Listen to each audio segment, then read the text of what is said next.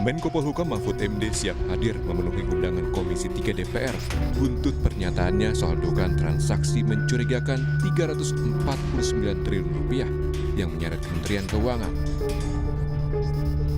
Pernyataan Menko Polhukam pada awal Maret lalu menyatakan pergerakan uang ratusan triliun rupiah itu sebagian besar ada di Ditjen Pajak dan Ditjen Bea Cukai. Terkait dengan pembocoran informasi yang nanti Prof datang berarti ke DPR, Prof? Oh pasti. Besok ya Pak? Wajib diundang DPR itu wajib. Prof.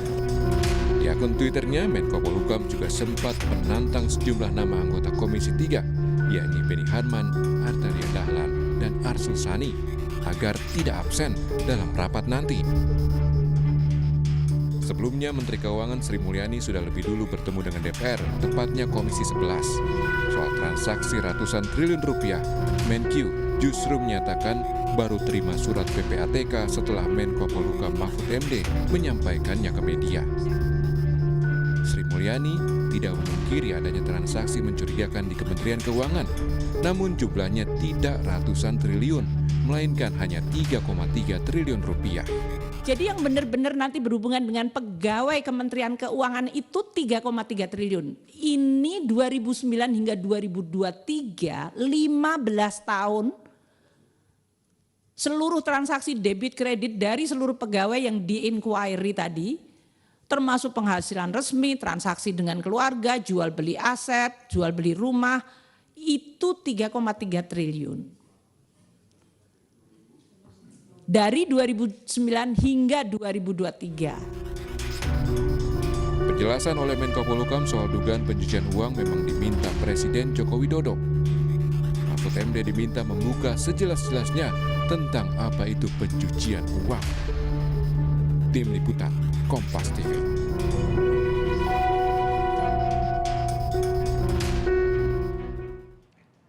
Saudara, buka-bukaan dinyatakan siap dilakukan Menko Polhukam Mahfud MD di depan Komisi 3 DPR hari ini atau siang nanti. Banyak juga yang mempertanyakan mengapa laporan PPATK soal uang ratusan triliun rupiah disampaikan ke Menko Polhukam. Nah, kita akan segera bahas bersama dengan Kepala PPATK 2022-2011 Yunus Hussein dan juga ada Koordinator Indonesia Corruption Watch atau ICW Agus Sunaryanto. Mas Agus, Pak Yunus, selamat pagi, salam sehat. Selamat pagi, salam sehat selalu. Ya, saya ke Mas Agus dulu. Kalau ICW sejak awal sempat ya sekitar pertengahan bulan Maret ya, tanggal 13 begitu, setelah tanggal 8 Maret Pak Mahfud MD sebagai Menko Polhukam menyatakan ada kepada media ada 300 triliun lebih melibatkan. Ini juga nih yang bikin heboh kan sebenarnya ini 300 triliun dan melibatkan 400 lebih pegawai di Kementerian Keuangan. Kira-kira begitu, kurang dan lebih. Saya lupa persisnya. Nah, kemudian diperjelas oleh Komisi 11 kemarin dengan memanggil Komisi 3 memanggil PPATK, Komisi 11 memanggil Menkeu, Sri Mulyani, dan hari ini Komisi 3 kembali memanggil Pak Mahfud MD, rasanya sebagai Ketua Komite TPPU begitu. Pelan-pelan sudah mulai terjelaskan paling tidak dari PPATK dan juga Menkeu, Mas Agus dan Pak Yunus, bahwa sebenarnya bukan 349 itu bukan semuanya di Kemenkeu. Apakah kita akan mendengarkan hal yang sama, Mas Agus? Berkaitan dengan transparansi ini, karena kan orang berpikir apa jangan ada ini ada yang ditutup-tutupi atau gimana sih gitu. Jadi kira-kira seperti itulah saya atau anggota masyarakat yang lain, Mas Agus.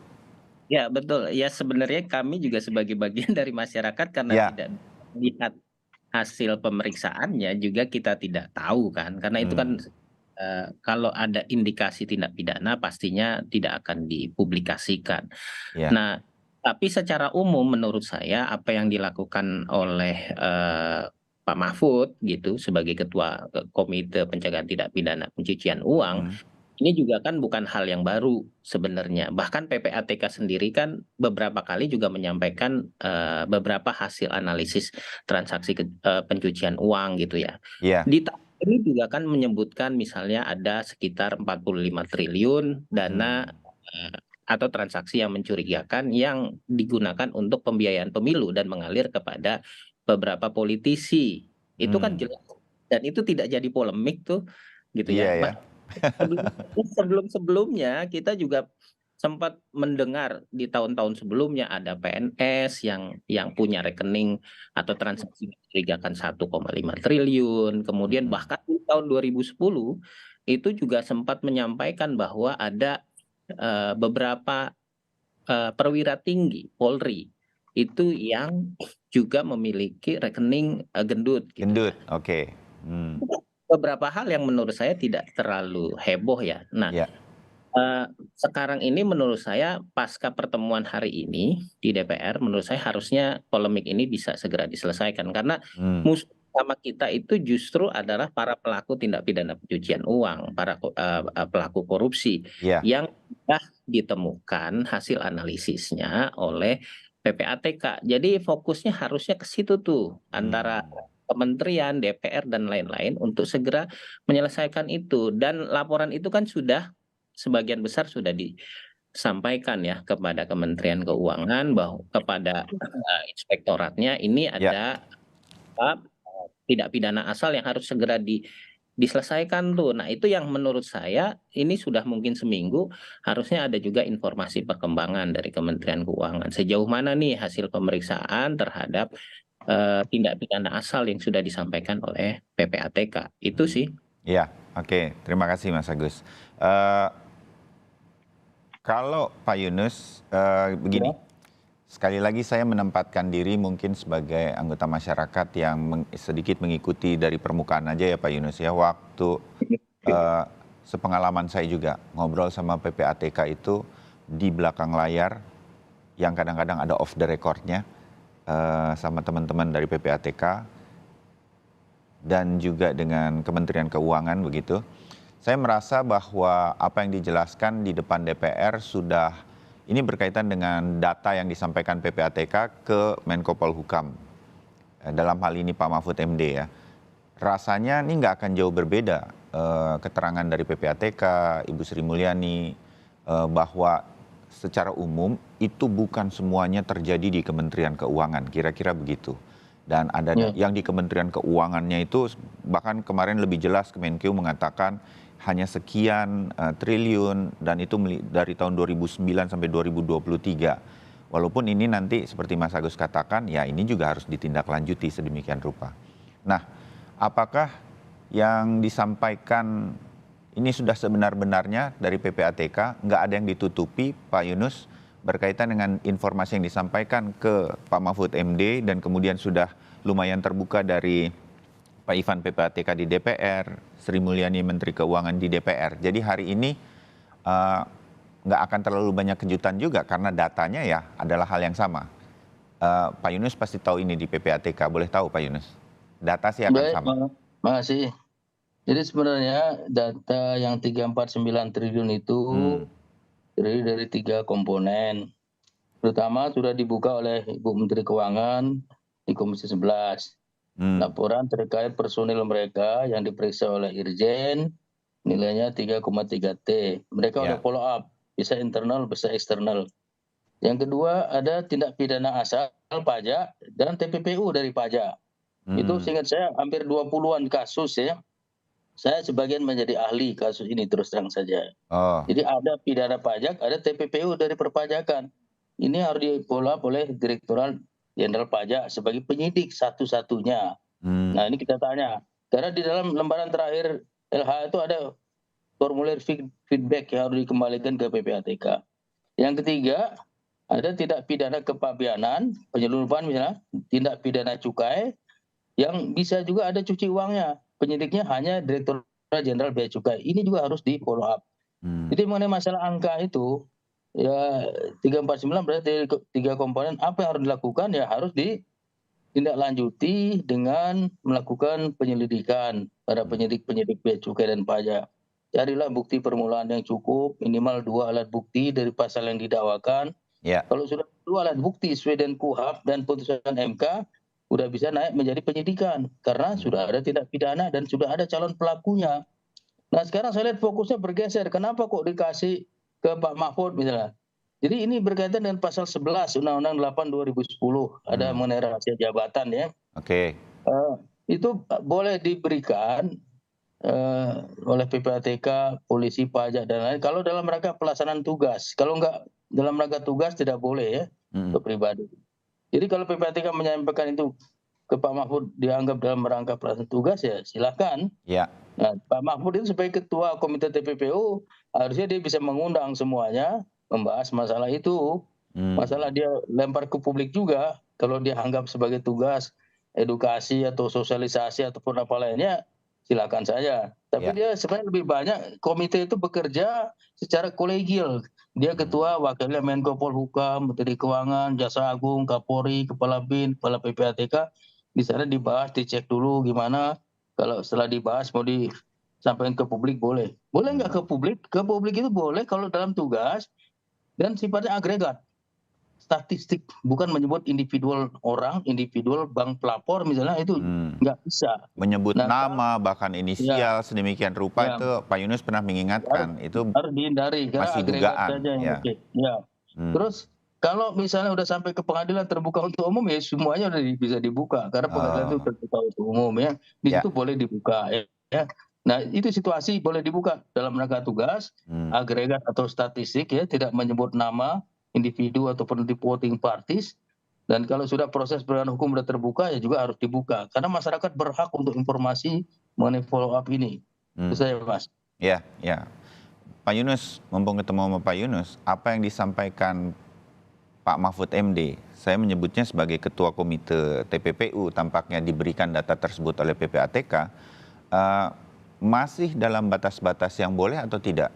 300 triliun lebih dan melibatkan 300 pegawai di Kementerian Keuangan lah, kalau tidak menyebut angka pada waktu itu, saya lupa persisnya di awal itu. Itu masih oke atau tidak? Pendapat Pak Yunus saja secara pribadi. Ada dua hal yang tidak pas dalam hal ini. Pertama, menurut Pak Yunus, apa Pak? Laporan itu terlalu lama dari 2009 sampai 2023 ya, 14 tahun. Akumulasi pasti banyak. Yang kedua, itu disebutkan dari pejabat pajak dan bea cukai. Nah, ketiga, melibatkan banyak orang dengan menyebutkan jumlah yang besar. Jumlah itu suatu masalah yang sensitif. Ya. Apalagi dikaitkan dengan pejabat pajak dan pejabat keuangan. Nah, jadi dua hal ini yang membuat itu sensitif. Seharusnya Pak Mahfud terima, ya silakan dia terima dari PPATK, PPATK lapor, kemudian dia bahas di komite. Kalau komite memutuskan untuk mendisclose dalam rangka edukasi publik silakan. Cuman sayangnya komite TPP itu sidangnya sekali setahun. Boleh lebih dari itu, tapi umumnya sekali setahun. Eselon 1 6 bulan sekali. Eselon 2 boleh lebih sering dari itu. Jadi kalau ditanya salah apa enggak ya saya lihat ada dasarnya. Cuman jangan menyebut angka yang fantastis yang diakumulatifkan selama 14 tahun. Jangan menyebut orang bea cukai sama pajak. Apalagi dugaan saya kalau Menteri Keuangan bilang ada debit kredit juga dihitung, kemungkinan terjadinya double counting yang menimbulkan angka yang besar tuh ada sekali kemungkinan double counting. Itu yang menimbulkan bisa jadi besar dan meledak. Ya, baik. Pak Yunus, saya rasa ini akan menjadi masukan bagi jajaran Pak Mahfud MD. Saya kemudian mengundang juga Taufik Basari dari Komisi 3 DPR RI yang bisa hadir melalui sambungan telepon. Saya memanggilnya dengan Bung Tobas, akrabnya. Bung Tobas, selamat pagi. Selamat pagi, Mas Bayu. Ya, dengan Bayu di sini Kompas TV. Terima kasih. Ada Pak Yunus Hussein dan ada Agus Sunaryanto dari ICW, Bang Tobas. Oke, Bung Tobas. Kita tuh pengen tahu, tadi Pak Yunus sebelum mulai ngobrol juga ada mengatakan, pengen tahu nih apa agenda Komisi 3 hari ini dengan Pak Mahfud MD. Bung Tobas, apa yang akan persisnya ditanyakan nanti sebagai sebuah agenda? Kalau nggak bisa banyak agenda, 1-2-nya deh. Silakan Bung Tobas. Ya. Jadi begini, kita kan kemarin memanggil dan meminta keterangan dari PPATK. Ya. Dan awalnya kita kan menyangka bahwa isu 349 triliun ini seluruhnya itu terkait dengan Kementerian Keuangan. Karena kan di awal Pak Mahfud mengatakan seperti itu. Namun setelah kita dengarkan keterangan dari PPATK ternyata tidak demikian adanya. Ya, PPATK kemudian menjelaskan bahwa data tersebut adalah data gelondongan dari 2009 sampai 2023, itu Ya. 14-15 tahun ya. Kemudian ternyata tidak seluruhnya terkait dengan oknum-oknum di Kementerian Keuangan, tapi melainkan hal-hal yang terkait dengan tugas dan fungsi dari Kementerian Keuangan. Ya. Di situ ada persoalan pajaknya juga, bea cukainya juga dan sebagainya, yang bukan berarti langsung melibatkan oknum-oknum, tapi terkait dengan transaksi yang sehubungan dengan fungsi dan kerja dari Kementerian Keuangan. Nah, Ya. artinya kan antara yang disampaikan kemudian apa yang ditangkap oleh masyarakat ternyata berbeda dengan apa yang kemudian setelah dijelaskan kembali tidak seperti itu. Nah, Ya. kita kan mencoba mewakili pertanyaan masyarakat untuk menggali itu dan untuk meluruskan kembali apa yang kemudian sudah terlanjur dipahami masyarakat secara keliru. Itu yang pertama. Oke. Nah, yang kedua, kita juga ingin mempertanyakan pola komunikasi kerja dari PPATK dengan lembaga-lembaga terkait ini seperti apa. Ya, Oke. tadi sudah disampaikan oleh Pak Yunus Hussein.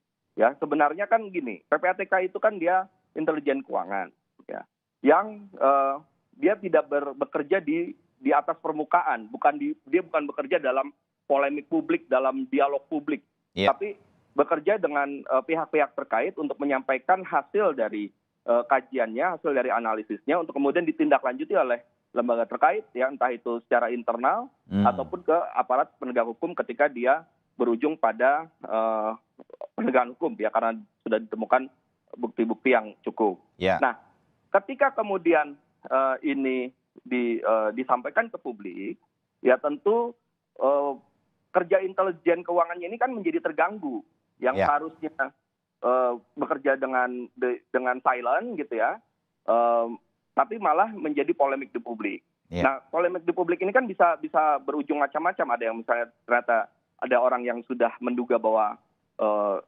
termasuk bagian dari itu kemudian melakukan upaya untuk menutup bukti-bukti, Iya. ya, Malah atau hilang deh ada jadinya. pihak yang tidak bertanggung jawab mempergunakan data itu untuk menjatuhkan seseorang, untuk memfitnah seseorang, untuk memeras seseorang. Nah, itu kan yang kita khawatirkan terjadi.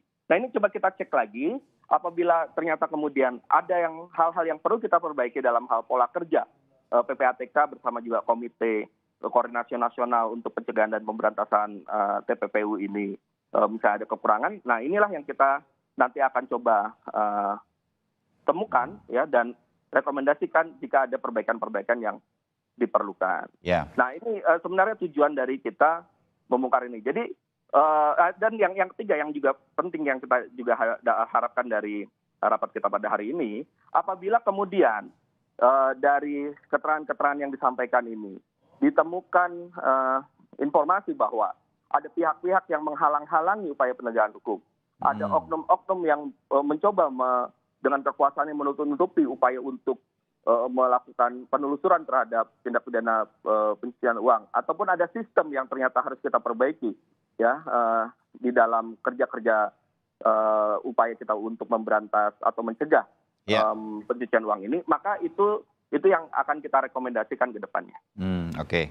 Saya boleh menambahkan dikit? Silakan Pak Yunus, langsung Jadi Bung Tobas. begini, pertama PPATK kan tadi memberikan kepada Ketua Komite TPPU Pak Mahfud, kalau itu dalam rangka tugas silakan, boleh-boleh saja. Kemudian apakah Presiden perlu diberitahu? Kalau zaman saya ada yang sensitif, saya langsung telepon Pak Sudi. Pak Sudi ada yang sensitif, saya mohon waktu. Biasanya besoknya langsung diterima. Saya berikan. Biar Bapak tidak terima informasi dari media atau dari orang lain. Saya selalu begitu. Kalau enggak saya bisa dimarahin itu. Karena saya bertanggung jawab pada Presiden PPATK itu. Kemudian apakah DPR berhak untuk meminta? Nah, ini dia Tobas kawan saya nih. Nah. DPR itu ya mewakili rakyat sebenarnya boleh-boleh saja. Kalau saya selama ini pansus sendiri DPR saya kasih. Cuman karena ini sensitif. Halo Pak Yunus. Pak Yunus suaranya hilang. Saya juga harus jeda sebentar. Tapi kita akan segera kembali sambil memperbaiki suara dari Pak Yunus tadi untuk dilanjutkan. Tetap bersama Sapa Indonesia Pagi.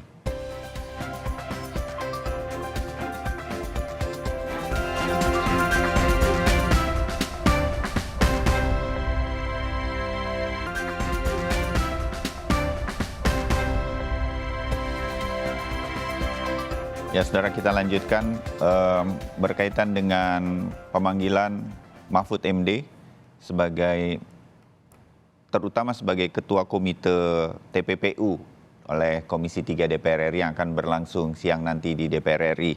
Masih ada Pak Yunus Husin, mantan Kepala PPATK, Agus Naryanto, Koordinator ICW, Indonesian Corruption Watch, dan juga Taufik Basari, anggota Komisi 3 bergabung melalui sambungan telepon. Pak Yunus, tadi Anda sedang menjelaskan sebelum kita jeda berkaitan dengan bagaimana PPATK kalau diminta datanya oleh DPR ataupun Presiden. Pak Yunus.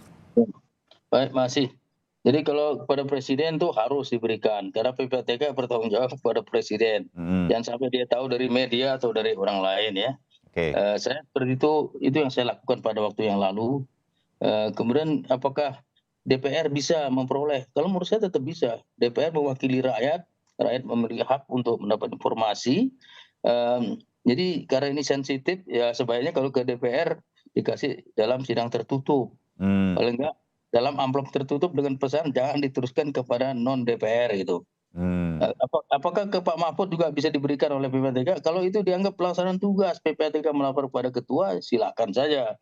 Ya. Ketua membahasnya di dalam sidang komite yang anggotanya banyak sekali kepala instansi seperti Menko Perekonomian, Menteri Keuangan, Jaksa Agung, Kapolri, Kepala BIN, Kepala PPATK, Mendagri, Ketua OJK, Gubernur BI, semuanya anggota Komite TPPU, dibahaslah di sana.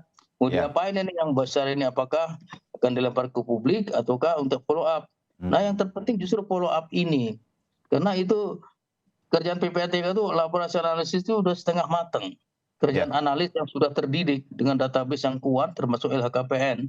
Jadi dia seperti pemain bola memberikan umpan kepada striker, pada penyidik. Penyidik carilah bukti permulaan yang cukup sesuai dengan KUHP, sesuai dengan undang-undang putusan MK. 2 alat bukti untuk menunjukkan bahwa ada tindak pidana dan ada pelakunya. Setelah itu naikkan menjadi penyidikan. Inilah yang diharapkan follow up ini. Dan akhirnya ada kewajiban menyampaikan feedback oleh para penyidik tadi kepada PPATK. Karena setiap LHA itu ada lembar feedbacknya terakhir yang harus dikembalikan.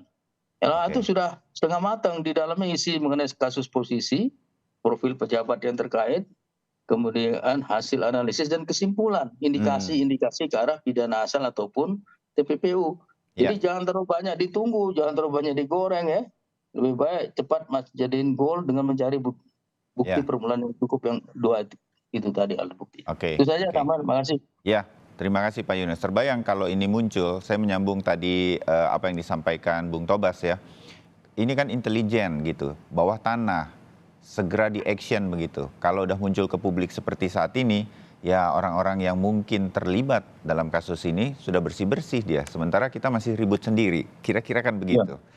Bisa Mas Agus, aset ya. Iya, Mas Agus, ICW mumpung ada Bang Tobas di sini juga, apa yang diharapkan berkaitan dengan nanti pertemuan?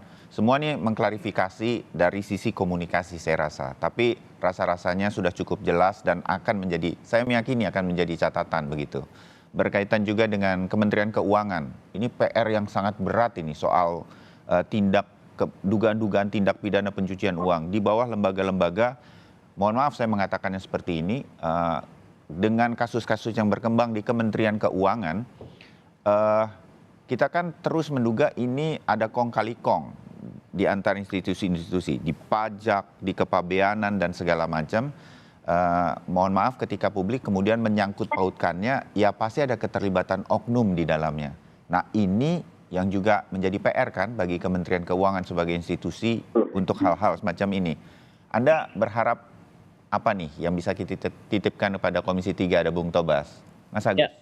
Ya, pertama tentu saya berharap polemik ini tidak terlalu berkepanjangan. Kemudian kedua, dari hasil beberapa pertemuan dengan Kementerian Keuangan, PPATK, dan hari ini dengan Pak Mahfud itu melahirkan rekomendasi. Salah satu harapan rekomendasi saya adalah penegak hukum itu juga bisa dipanggil gitu ya, untuk dipertanyakan sejauh mana kinerja mereka. Karena kalau berdasarkan laporan LHA atau apa yang disampaikan oleh PPATK terakhir ya, seingat saya dari 2016 sampai 2021 dari LHA dan LHP sekitar 2.600-an yang sudah dikeluarkan, itu tindak lanjutnya baru 30%, belum sampai 50%.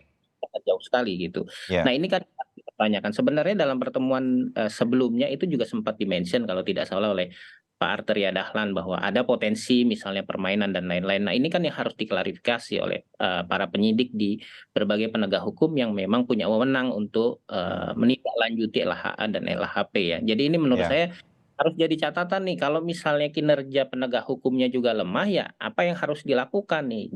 Jangan-jangan apa yang disampaikan oleh Pak Mahfud itu sebenarnya adalah bagian untuk menyentil para aparat penegak hukum yang lambat gitu. Laporannya juga sudah tahun 2009 akumulasi, kemudian kayak seperti kasus Rafael itu kan juga 2012 pernah muncul, tapi muncul lagi di tahun ini itu pun sebenarnya latar belakangnya atau backgroundnya juga terkait dengan kasus penganiayaan, tidak terkait dengan kasus pidana pencucian uangnya gitu. Itu sih Mas. Ya, nah Bung Tobas, semua kalau boleh dibilang apa yang disampaikan ICW, Mas Agus pagi hari ini itu kan harapan banyak orang. Ini bisa nggak kemudian Komisi 3 mengawalnya sedemikian rupa? Jangan nanti kisruh komunikasinya udah selesai, pengawalannya jadi berkurang begitu. Apa kalau istilah sepak bola man to man markingnya nih harus terus kan begitu ya Pak Yunus? Bang Tobas? Ya, jadi memang alasan kita melakukan rapat-rapat ini itu justru untuk arahnya mengawal ya bagaimana tindak-tindak pencucian uang ini dapat dibongkar. Ya, namun kemarin karena ternyata kemudian ada informasi bahwa terdapat semacam miskomunikasi data, jumlah dan sebagainya. Kemarin kita masih fokus pada di situ. Tapi saya melihat bahwa tujuan kita tetap kita ingin mengawal proses tindak pidana pencucian uang ini agar mengarah pada proses penegakan hukum, termasuk juga mengarah pada perbaikan sistem, ya, informasi sistem, perbaikan cara kerja dan sebagainya. Itu yang kita harapkan dari pertemuan-pertemuan kita ini. Oke. Pun begitu ini salah satunya juga akan diperjelas berkaitan dengan keterangan-keterangan yang disampaikan nanti untuk kemudian ini terbuka kan? Terbuka kecuali tadi seperti kata Pak Yunus, kalau kemudian misalnya ada permintaan dari PPATK bahwa ada yang sensitif dan harus dilakukan tertutup sementara, misalnya sekian jam itu kita tutup dulu untuk kemudian kita buka lagi, itu bisa saja terjadi. Jadi dinamis nanti ya, tergantung dari kebutuhan rapat pada sore nanti. Ya, Bung Tobas ini juga deh kalau boleh saya menyarikan apa yang disampaikan Mas Agus dan juga Pak Yunus agar Komisi 3 jangan berhenti di sini. Mungkin juga nggak perlu membentuk panja ketika Pak Arsul Sani juga sempat mampir ke Sapa Indonesia Pagi. Tapi ini terbuka juga untuk dipanggil semua nih anggota komite. Kira-kira begitu ya Pak Yunus. Apa kendalanya untuk kemudian mereka bekerja lebih intens lagi. Jangan rapat 1 kali 1 tahun. Tapi akhirnya kasusnya seperti ini. Bung Tobas, ini bisa ya kita titipkan di Komisi 3 menjadi momentum lah ini untuk terus dikawal. Kita bergantung nih soal-soal seperti ini, TPPU ini kita, bahasa saya kita melempem sekali soalnya. Bung Tobas. Ya betul, jadi memang kita mengundang komite ini tidak hanya ketuanya saja, tapi juga sekretaris dan anggota. Ya, secara khusus kita sebenarnya mengundang ketua, sekretaris dan anggotanya itu Kemenq. Tapi kalau kemudian anggota-anggota lain juga bisa hadir, itu tergantung dari ketua komite apakah akan menghadirkan mereka atau tidak. Tapi kalau semakin lengkap yang hadir semakin baik, karena sekaligus juga saya setuju bahwa yang juga menjadi salah satu sorotan dari Komisi 3 adalah soal pola kerja ini tadi. Ya, kita berharap pola kerja dari komite itu bisa berjalan dengan baik sesuai dengan tugas dan fungsinya masing-masing, sehingga kita bisa optimalkan. Apa yang kurang itu kita bisa belajar dari pelajaran isu 349 triliun yang tersampaikan ke publik ini. Apa yang kita harus kawal, kita pilah-pilah mana yang kemudian harus kita kawal untuk menuju penegakan hukum, mana yang harus kita minta untuk dilakukan penelusuran, verifikasi, klarifikasi lebih lanjut terhadap data itu, dan mana yang ternyata, kan ini juga ada keterangan bahwa ternyata dari 349 triliun itu sebagian besar juga sudah ditindaklanjuti. Nah, kalau yang sudah ditindaklanjuti kan kita harus keluarkan dari jumlahnya supaya clear gitu loh. Jadi kalau kita bicara data kan harus terpilah-pilah, terang dan jelas. Nah itu yang kita harapkan hasil dari pertemuan kita pada hari. Kalau ternyata hari ini sudah jelas, dari kita bisa berikan rekomendasi kepada pihak-pihak terkait untuk bekerja sesuai dengan tugas fungsi yang memang diamanahkan, maka saya pikir juga tidak perlu pansus. Tapi kalau ternyata masih ada hal-hal yang harus kita kawal lagi, misalnya tadi yang saya katakan, ternyata ada upaya penghalang-halangan penegakan hukum, ya ada sistem yang harus dibongkar karena ternyata membuka peluang bagi oknum-oknum bermain. Nah mungkin saja kita perlu pansus. Jadi tergantung dari apa yang kita dapatkan pada hari ini. Mudah-mudahan niat baik kita semua, harapan-harapan kita semua agar kita bisa mendorong penegakan hukum, bisa mencegah dan memberantas tindak pidana pencucian uang di Indonesia ini dapat kita wujudkan. Baik. Kita berharap yang terbaik dari pertemuan-pertemuan yang dilakukan Komisi 3 atau DPR RI juga dengan Komisi 11 berkaitan dengan kasus ini. Jangan berhenti di sini tetapi ada actionnya. Itu titipan yang bisa kami titipkan dari Pak Yunus juga, dari Mas Agus juga. Terima kasih banyak untuk diskusinya pagi ini. Kita akan sambung lagi setelah pertemuan nanti dan pertemuan lanjutnya. Mudah-mudahan bisa kita kawal bersama. Terima kasih. Bung Tobas, Pak Yunus, Mas Agus. Salam sehat. Terima kasih. Salam sehat selalu.